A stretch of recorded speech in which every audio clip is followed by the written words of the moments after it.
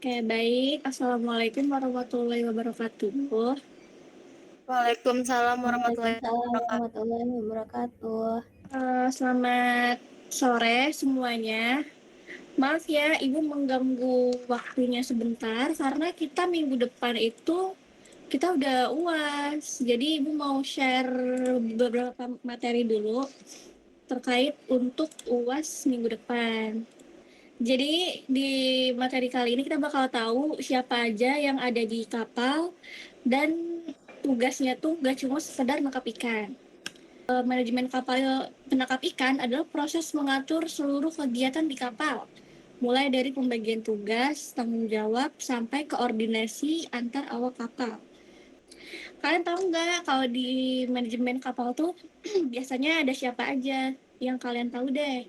Di dalam kapal penangkap ikan terdapat beberapa posisi utama. Nah, ini yang pertama itu ada nahkoda, ada mualim, ada juru mesin, dan ada ABK atau anak buah kapal. Jadi mereka tuh setiap posisi memiliki peran yang berbeda, tapi semua saling bekerja sama untuk mendukung kegiatan penangkapan ikan.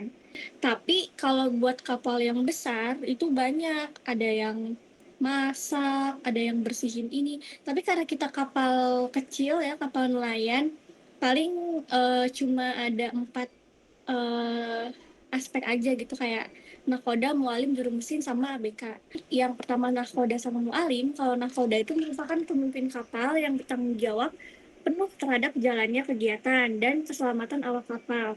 Nah, kalau mualim itu membantu nakoda dalam mengatur jalannya kapal serta mengawasi kegiatan di kapal. Sampai sini ada yang mau ditanyain nggak? Nggak ada? Gak Oke, ada, Bu. sekarang dua lagi ya. Ada juru mesin sama ABK, anak buah ABK. kapal. Betul. Nah, kalau juru mesin itu bertanggung jawab dalam mengoperasikan dan merawat mesin agar tetap berjalan dengan baik. Kalau ABK itu melaksanakan kegiatan penangkapan ikan secara langsung mulai dari persiapan hingga penanganan hasil. Jadi kalau pembagian tugas itu maksudnya semua orang punya kerjaannya masing-masing dan punya kelebihannya masing-masing. Jadi kayak kalau bisanya jadi ABK ya udah ABK. Jadi nggak semua orang tuh ngerjain hal yang sama. Ntar malah ribet. Masa nakoda nangkap ikan? Enggak kan? Dia kan yang ngatur-ngatur. Ini kenapa penting? Karena kalau tugasnya jelas, kerja jadi lebih cepat, nggak saling nunggu, dan nggak bikin masalah.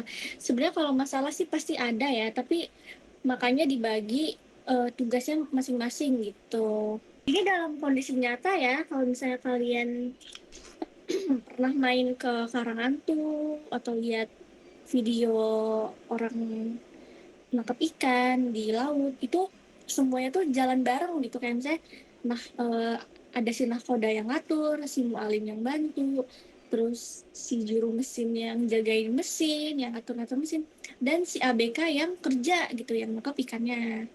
Sampai sini paham ya? Paham nggak buat UTS nih? UAS.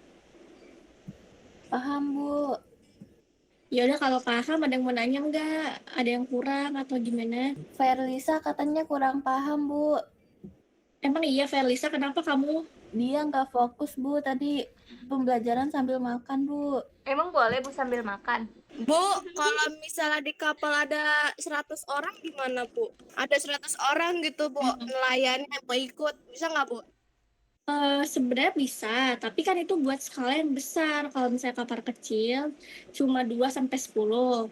Kalau kapal sedang itu 10 sampai 30. Kalau kapal besar tuh yang industri, yang perikanannya tuh modern, yang industri yang gede lah pokoknya, itu bisa sampai 30 sampai 80 orang.